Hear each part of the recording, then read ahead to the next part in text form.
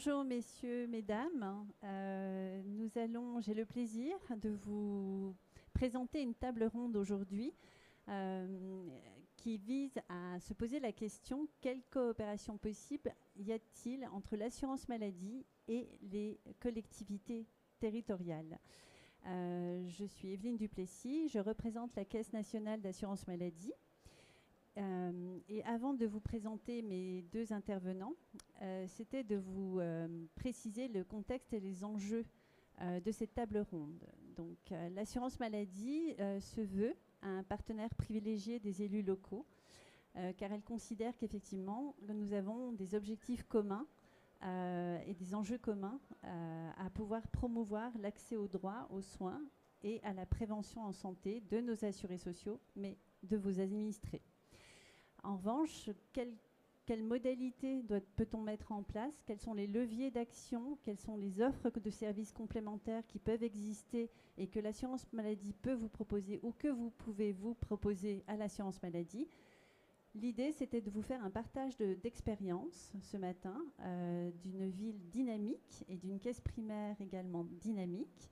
Et j'ai le plaisir d'inviter et de vous présenter Madame Élodie Brun-Mandon, adjoint au maire et spécialiste des questions de la santé à la mairie de Montpellier, et Monsieur Philippe Trotabat, directeur de la caisse primaire d'assurance maladie de l'Hérault. Donc, la première question que j'ai envie de vous poser à tous les deux, c'est la genèse de votre coopération. Quelles en ont été les étapes, la philosophie et peut-être les difficultés ou les facilités? Alors là, la CEPAM de l'Hérault a toujours été un partenaire essentiel et historique de la ville de Montpellier de par les grandes campagnes de santé publique de type Moi sans tabac ou Octobre Rose. Montpellier, il faut savoir qu'on était très en retard sur les questions de santé puisque ça fait à peine 2 ans qu'on a signé enfin un contrat, le premier contrat local de santé. Et bien sûr que la caisse primaire d'assurance maladie a fait partie de ce copil. On verra peut-être plus tard parce que dans un temps 2, il me semble, pour une suite, d'avoir une ouverture un peu plus directe avec la caisse primaire d'assurance maladie permet cela. Mais ça a permis de développer des fiches actions en lien direct avec la tutelle de la CEPAM et notamment sur les volets prévention et notamment sur des grands enjeux de type dépistage des cancers coordonnés. On va le voir, mais on a notamment créé vraiment une action autour de l'aller vert en dépistage avec le MAMobile qui est donc un camion mobile qui va au pied des immeubles dans les quartiers prioritaires avec l'assurance maladie qui fait une campagne de phoning pour ramener vers le dépistage toutes les personnes concernées par le dépistage du sein. Et nous intervenons avec les partenaires locaux, avec des occupations du domaine public, et on arrive à avoir des bons résultats. Donc ces partenariats, ils sont divers, on pourrait en citer plein, mais je vais d'abord laisser Philippe Trotabat sur la genèse, et après on décortiquera un peu plus sur l'ensemble de nos actions communes. Oui, moi je crois que comme directeur d'assurance maladie, le partenariat avec une collectivité locale, avec la mairie dans laquelle la caisse primaire est implantée, est essentiel. D'abord parce que l'assurance maladie est restée départementale. On est sur un échelon de proximité et je pense que le premier élément, c'est une conviction. Moi, j'ai la conviction qu'un directeur de l'assurance maladie a besoin de pouvoir être sur le terrain, a besoin de partenariats pour construire des politiques publiques de santé. On a des partenariats assez classiques avec les professionnels de santé, avec les associations. C'est un peu moins classique avec les élus parce qu'on est toujours tenté, nous, quand on est responsable d'un service public, de garder une certaine neutralité. Mais en même temps, on a vraiment besoin des élus aujourd'hui, de leur vision sur le terrain et de partager finalement ce qui est aujourd'hui l'organisation du système de santé. Et Élodie Brun-Mandon a parlé de la prévention, mais il y a aussi des sujets essentiels évidemment sur l'accès aux droits, on en reparlera, et aussi sur l'accès aux soins. Aujourd'hui, partager une vision commune entre l'assurance maladie et une collectivité locale de ce qu'est l'exercice coordonné, les maisons de santé professionnelles, c'est essentiel. Partager une vision commune aussi des soins non programmés, comment ils sont organisés, comment sur le territoire ils doivent être organisés, c'est essentiel. Alors c'est une conviction d'abord. Ensuite, c'est vrai que c'est finalement une concordance de temps. Parce que pour monter un partenariat, il faut aussi que les acteurs se retrouvent. Et moi, j'ai pris mes fonctions en juin 2019. Le maire est arrivé avec Élodie Brimbandon comme adjointe à la santé finalement en 2020, juillet 2020. Donc on s'est retrouvés sur un temps partagé. On a eu aussi un peu de temps pour travailler ensemble. C'est important pour construire quelque chose. Et on n'a pas fini de le faire. Donc la concordance des temps était aussi importante. Et puis le troisième élément pour moi essentiel, c'est qu'il faut un projet un peu fondateur pour créer de la confiance. Et pour nous, ça a été la rencontre entre la caisse primaire d'assurance maladie et la mairie sur l'ouverture d'un centre d'examen de santé. Moi, je tenais absolument à ce qu'il y ait une offre de centre d'examen de santé, c'est de faire des bilans de prévention, des check-ups finalement, pour les assurés sociaux les plus précaires, ceux qui sont éloignés du système de soins.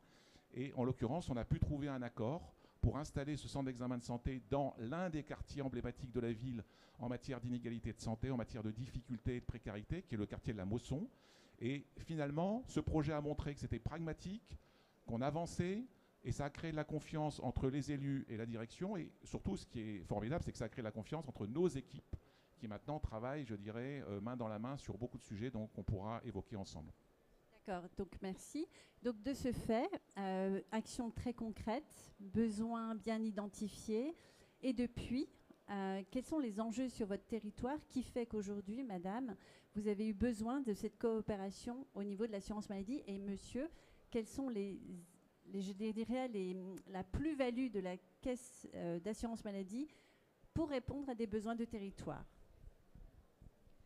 Moi, je crois que les besoins ils sont multiples et l'entrée elle est multiple avec la caisse primaire d'assurance maladie. J'ai parlé effectivement de prévention et vous me permettez, cher Philippe, de citer Valérie Tchenfo qui s'occupe de la prévention au sein de la CEPAM de l'Hérault, qui fait un travail exceptionnel. On a monté à Montpellier une unité mobile de prévention qui fait, dans une stratégie d'aller vers, d'aller porter la bonne parole de prévention, qui met à disposition du dépistage, de la vaccination, et ça en lien constant avec la caisse primaire d'assurance maladie de l'Hérault.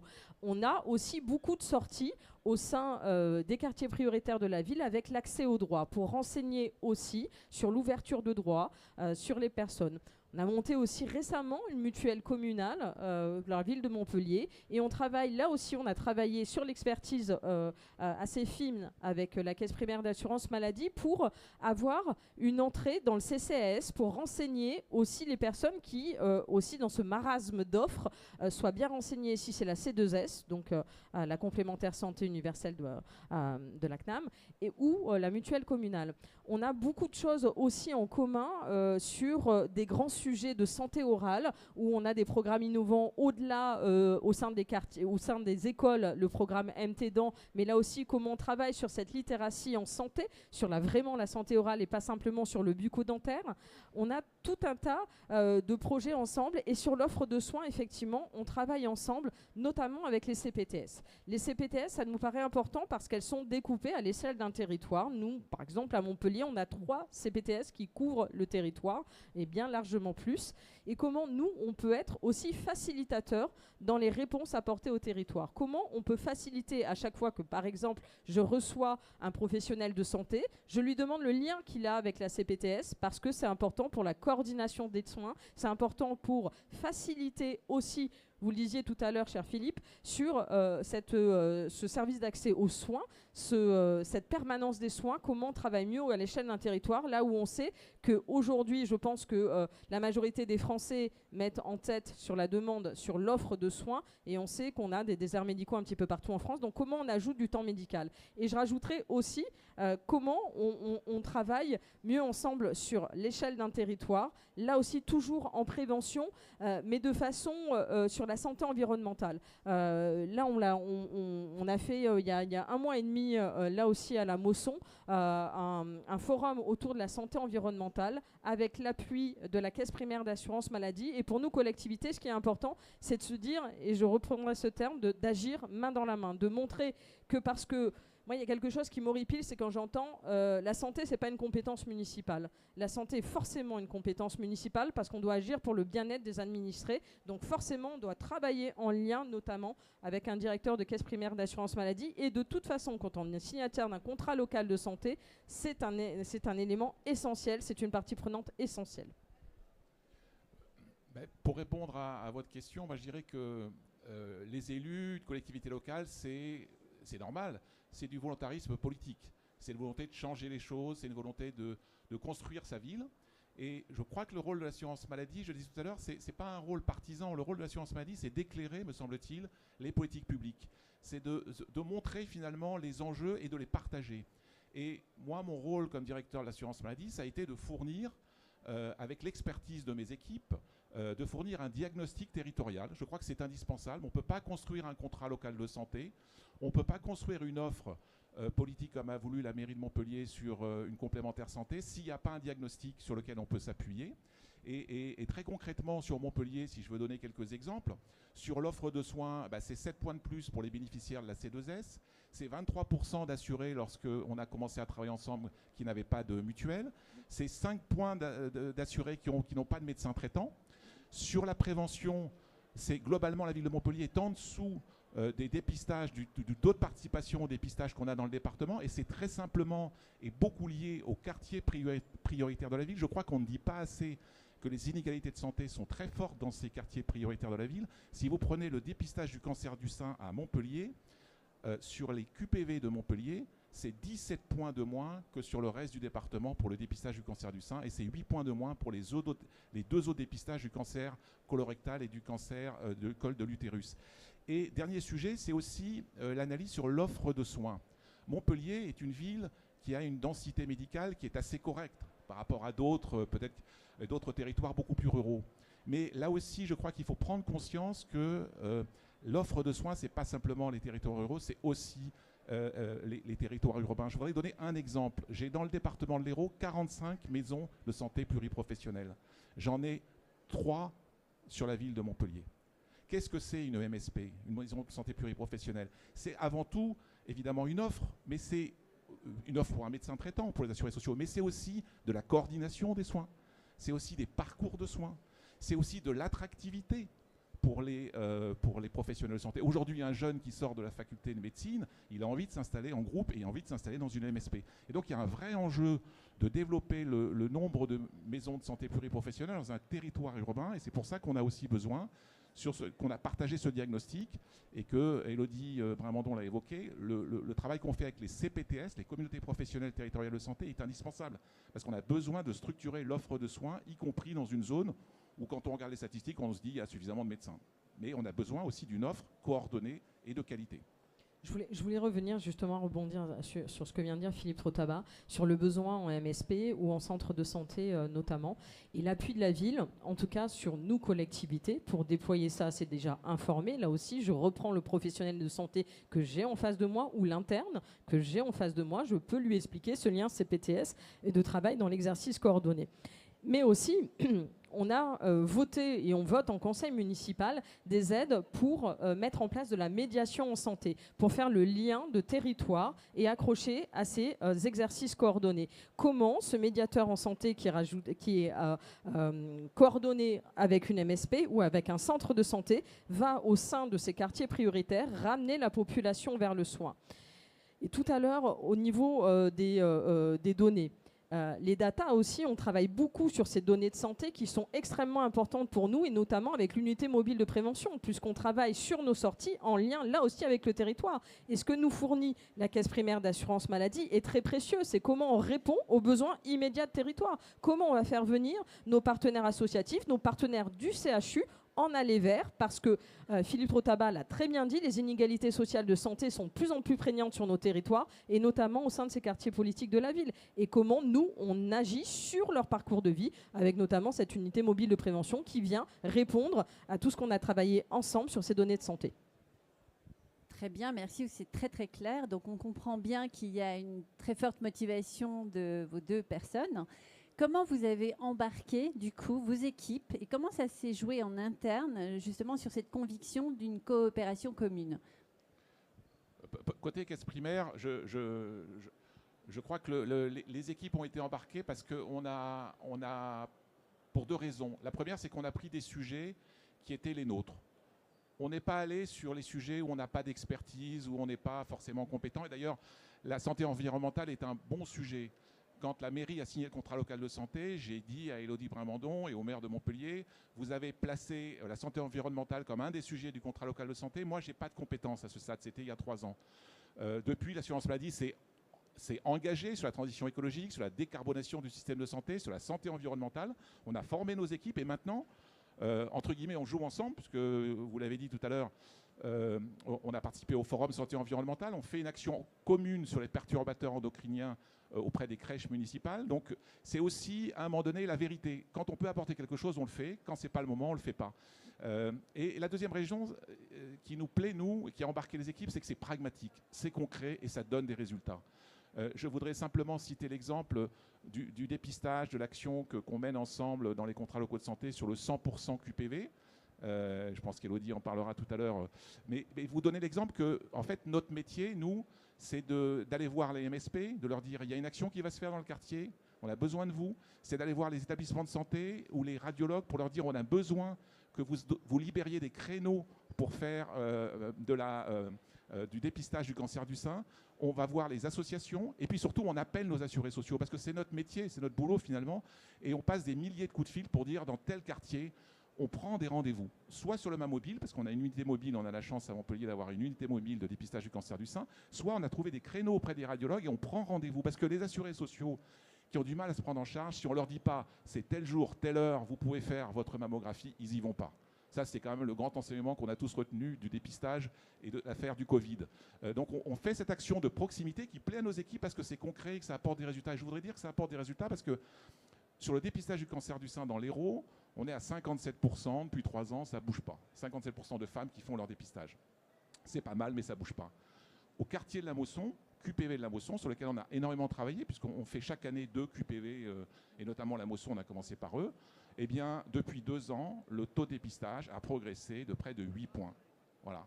Et donc, c'est le seul territoire qui a vraiment progressé. Ça veut dire que quand on se mobilise sur le terrain, ça marche. Et c'est ce qui plaît aux équipes de l'assurance maladie. On ne fait pas de politique, on ne fait pas de discours. Enfin, on en fait de temps en temps pour inaugurer des choses, mais on est très concrètement dans l'action et les équipes aiment les résultats et ça les motive.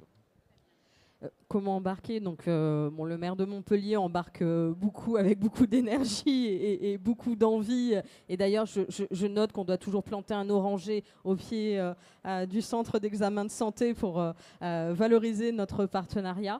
Et les équipes, les fonctionnaires on est un petit peu dans une période de fonctionnaire bashing, moi, qui mérite un petit peu, pas qu'un petit peu. Donc je dois avouer que les agents de la délégation santé, je veux leur rendre hommage parce qu'ils sont au quotidien. On est peu à Montpellier, ils sont peu, on est juste 4 à travailler dans la délégation santé, imaginez-vous, sur la certaine ville de France. Et c'est constamment sur des enjeux territoriaux, c'est aussi les partenariats renforcés avec la CEPAM, avec l'Agence régionale de santé, avec les associations de prévention, avec les associations de quartier aussi pour faciliter. Donc comment embarquer? C'est simple parce que Philippe Trottabat l'a dit, il y a des résultats. Les résultats, vous avez cité la Mosson, moi je vais citer Le Masson près d'Arennes. C'était en mars 2023 et nous avons eu un résultat qui est assez exceptionnel puisqu'on avait 207 femmes identifiées comme non dépistées dans les 2 dernières années. Il y en a 155 sur les 207 qui ont eu un dépistage. Avec donc tout ce qu'on avait mis en place, les créneaux réservés, le phoning, nous aussi un travail de terrain avec la collectivité, c'est-à-dire d'aller chercher dans les quartiers prioritaires, prévoir la traduction en santé, c'est assez relativement cher, mais c'est essentiel au sein des quartiers prioritaires parce qu'il est inconcevable que monsieur traduise pour madame ou l'enfant traduise pour la maman parce que on a aussi une gêne ou quelque chose qui ne peut pas être dit. L'intérêt aussi, c'est de travailler sur le dépistage coordonné et pas simplement du sein. On le voit, Octobre Rose, maintenant, tout le monde parle d'Octobre Rose, tout le monde a identifié cela. Et c'est comment on travaille là aussi pour un envoi ciblé, groupé, et nous, on appuie avec nos médiateurs en santé qu'on finance, qu'on aide à financer pour aller chercher sur la remède de frottis, sur cancer de col de l'utérus, entre autres. Donc c'est comment on arrive à parler sur les cancers coordonnés et pas simplement du sang. Merci beaucoup et qui donc rend beaucoup plus clair le message en prévention santé auprès de vos contribuables, administrés et nos assurés sociaux. Donc je comprends à vos thématiques et à vos analyses, diagnostiques et évaluation de résultats que votre coopération est probante, n'est-ce pas? Donc on a envie de vous poser la question, les perspectives de demain, c'est quoi?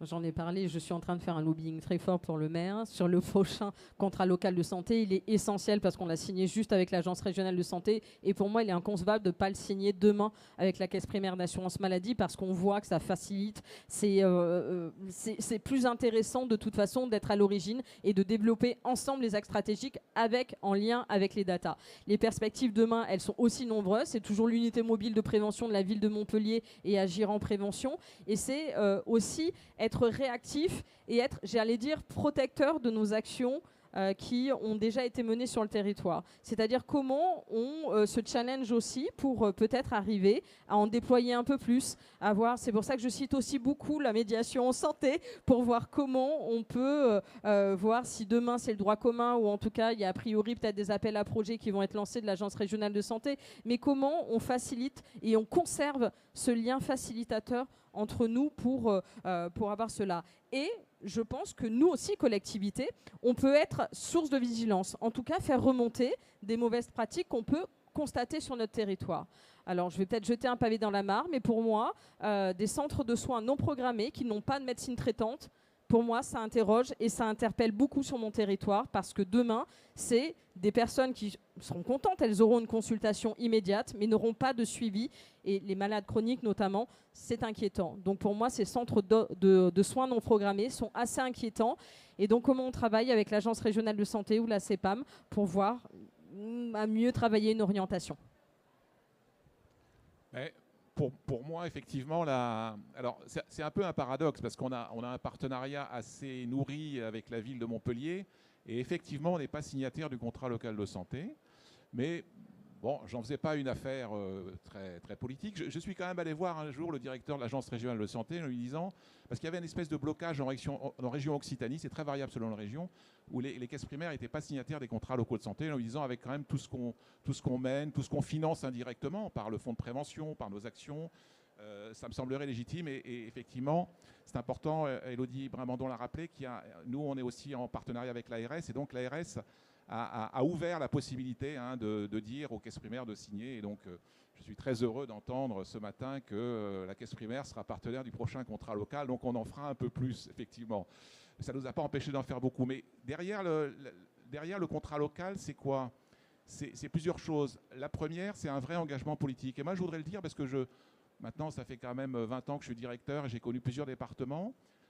C'est important que le maire, évidemment, Élodie Brimandon, on se voit très souvent, mais c'est important que le maire aussi soit présent. Et à Montpellier, le maire, il est présent au comité de pilotage, pas à tous les comités de pilotage, mais il est présent à des moments importants. Et pour un directeur, c'est important aussi de pouvoir engager cette discussion. Et vous disiez tout à l'heure la mobilisation des équipes. C'est important de voir aussi que notre action est soutenue et valorisée. Ça, je tiens à le dire. Ensuite, c'est donner une perspective dans le temps, se donner des objectifs pluriannuels. Voilà, donc ça, je pense qu'on peut encore mieux structurer nos actions, se dire on fait ça cette année, maintenant on a un peu d'expérience, comment on peut faire plus, parce que je pense qu'on peut faire plus sur notre territoire, effectivement, en action de proximité. Et puis après, je pense que le contrat local demain et nos actions demain, plus globalement, c'est vraiment de travailler sur les questions d'organisation et d'offre de soins. Élodie Brimandon le disait tout à l'heure, on va signer la semaine prochaine la 3e CPTS, donc Montpellier sera couvert par 3 communautés professionnelles territoriales de santé. C'est quand même l'unité avec laquelle on travaille aujourd'hui. Et ce qui est très important, c'est que ces CPTS, on fasse l'articulation entre leur projet de santé et le contrat local de santé. En tout cas, pour moi, c'est une mission très importante et on y veille, je crois, avec la mairie. Et de manière très concrète, aujourd'hui, sur Montpellier, chaque CPTS a ses objectifs qui lui sont propres, mais en même temps, on a 2 sujets fil rouge un peu communs qu'on va déployer. On a un sujet majeur qui est la question de la santé mentale, dont on n'a pas beaucoup, parce qu'on est pris par le temps, on n'a pas parlé, mais qui est un vrai sujet. Et on est partenaires, nous, sur des choses très concrètes autour d'Olympiade pour travailler sur l'activité physique et le bien-être que ça peut apporter en matière de santé mentale, et puis sur l'offre de l'assurance maladie, sur la formation sur les soins de premier recours, et puis sur tout le dispositif aujourd'hui, qui est très présent d'ailleurs pour le coup sur Montpellier, mais peut-être pas assez valorisé. Et là, on a un travail, chère Élodie, à faire ensemble, sur le dispositif Mon Psy, c'est-à-dire un dispositif où l'assurance maladie maintenant accepte de prendre en charge des consultations de psychologues. Et sur la santé mentale, on a besoin d'articuler les psychiatres et les psychologues. Et sur Montpellier, on a un réseau qui va travailler avec les 3 CPTS qui va être utile. Puis le deuxième sujet qui va être un peu fil rouge, c'est la question du diabète et plus globalement des maladies cardiovasculaires. Je crois qu'on a montré notre efficacité sur les dépistages. On va continuer à en faire parce qu'il y a encore beaucoup de travail à faire. Il faut encore convaincre nos assurés sociaux. Mais on a un vrai enjeu aussi sur la partie cardiovasculaire et tous les sujets d'activité physique, de nutrition, sur lesquels on peut travailler dans l'avenir ensemble. Merci beaucoup. Ce que je vous propose, c'est que nous passions un petit peu au jeu des questions-réponses avec notre public. On a respecté notre timing. Donc, si le public avait quelques questions à poser à M. Trottaba et à Mme Brun-Mandon, je vous en prie. Alors, voilà, une dame va vous passer le micro. Oui, bonjour, merci beaucoup Alexandre Faure de la métropole du Grand Paris. J'avais une question sur le rôle de la métropole de Montpellier. Comment vous faites avec l'intercommunalité et avec les autres échelons qui sont entre la ville et le département? Merci. Effectivement, c'est une bonne question. Moi, je suis élue juste à la ville de Montpellier et on travaille main dans la main avec la métropole, mais le contrat local de santé n'est signé que pour la ville de Montpellier. Donc, effectivement, on a les limites de certaines choses et donc notamment sur le cadre des CPTS et du découpage de certaines CPTS puisque elles sont elles couvrent une grande partie de la métropole. On travaille quand même en toute intelligence, c'est pas parce qu'on n'a pas signé un contrat local de santé que voilà, je travaille beaucoup avec la vice-présidente à la santé Florence Brault sur les questions notamment de santé étudiante puisqu'elle est aussi en charge de ces questions-là. Mais effectivement, je pense que là aussi, il faudra se pencher sur un CLS qui couvrira un petit peu plus que notre collectivité parce qu'on voit les réserves qu'on peut avoir. Et Philippe Trottaba le disait, puisque la CEPAM, elle est départementale. Donc comment aussi on fait le lien juste simplement aux frontières de notre métropole, mais comment on arrive à mutualiser peut-être aussi au niveau départemental sur certains enjeux. Non, je voudrais juste dire que ce serait une bonne chose parce que pour le directeur que je suis, c'est toujours très compliqué. Là, votre question est très bonne. Le lien entre ville et métropole, voilà. Donc, plus on peut simplifier, plus ça peut effectivement faciliter.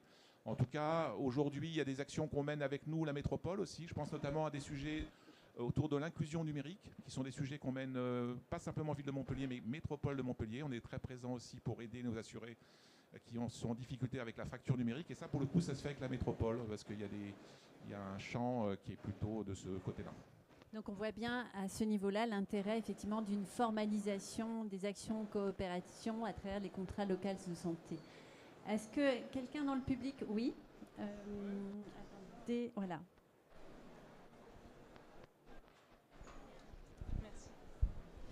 Donc bonjour, Laurine Mangin, je suis étudiante en pharmacie et en Master 2 d'affaires publiques à Paris-Dauphine. Et merci pour votre intervention. Et moi, je me demandais si vous pouviez préciser un petit peu en quoi votre collaboration a un impact sur les jeunes comme moi. Un impact sur les jeunes comme vous, déjà, je profite pour avoir une pensée pour Fanny Richard aujourd'hui, avec qui j'ai travaillé dans le cadre de travaux de l'Association française des villes universitaires autour de la question de la santé des étudiants. Et on a travaillé aussi avec Frédéric Lapiat, que je salue aussi ici, sur la question de comment on fait d'un jeune étudiant. Après, il devient un jeune aussi dans sa vie et comment nous, en tant que collectivité, on agit et on met cette question-là au sein du CLS. C'est-à-dire qu'aujourd'hui, on est en train de créer un conseil, par exemple, de santé sexuelle à l'adresse des jeunes. C'est comment on va déployer avec des pairs, donc aussi des étudiants ou des jeunes qui sont directement concernés, une offre de soins adaptée au territoire. On travaille beaucoup là-dessus, sur une réponse territoriale avec l'unité mobile de prévention. On fait aussi venir la caisse primaire d'assurance maladie pour les droits aussi et l'explication des droits. Sur les dépistages, nous on met beaucoup de choses en place au sein de l'unité mobile de prévention sur la question des jeunes. Mais je crois que, en tout cas, Et là aussi, c'est dans un temps 2, dans ce qu'on veut mettre en place, sur un contrat local de santé, donc métropolitain, et aussi avec une caisse primaire d'assurance maladie, avoir cette question de la jeunesse qui apparaît sur l'intégralité de nos questions, et notamment aussi sur le CLSM. Comment on prend, mais mon psy, je le note, mais dans l'unité mobile de prévention, il y a quand même des petits fascicules sur la question mon psy. Mais voilà. C'est une excellente question. Oui, on est présent sur des thématiques en commun autour de la santé mentale, Élodie vient de le dire, sur les sujets de santé sexuelle, sur globalement aussi les sujets pour la vie universitaire, aussi les sujets d'activité physique, parce qu'on se rend compte que passer à la fin de ses études, c'est là où souvent l'activité physique peut commencer à décroître, parce que bon, quand on est dans ses études, on a un rythme, et donc on essaie de mobiliser aussi les jeunes sur ce sujet-là.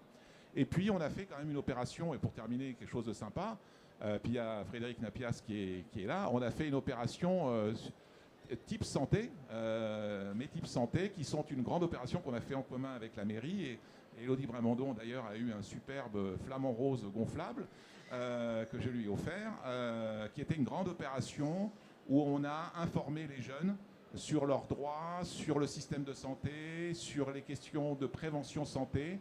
Et donc on est présent sur cette manifestation, mais on est aussi présent chaque année à la rentrée universitaire dans les campus. C'est très important qu'on soit là pour l'accès aux droits et la prévention santé des jeunes. Et ça, on le fait bien ensemble, en commun. Alors, on va devoir conclure parce que le temps imparti a été consommé. Et j'aimerais conclure en quelques mots.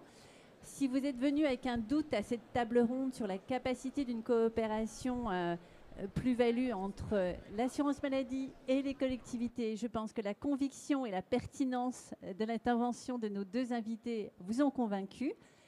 Je dirais aussi qu'il n'y a pas besoin de commencer par des grosses actions. On ne cherche pas le mouton à 5 pattes. La démonstration vous a été faite qu'on peut commencer petit, jusqu'ensuite aller sur des cadres qui vous permettent de garantir et de sécuriser.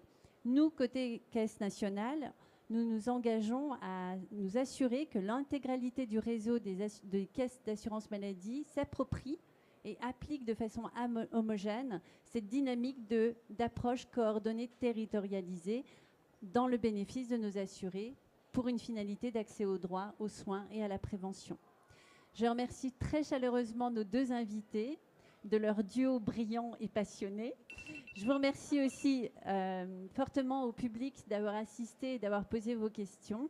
Et nous avons un coin corner côté assurance maladie où nous pouvons continuer à débattre avec vous sur les leviers et les outils mis à votre disposition pour travailler sur votre mise en œuvre de politique locale de santé. Merci à tous. Au revoir.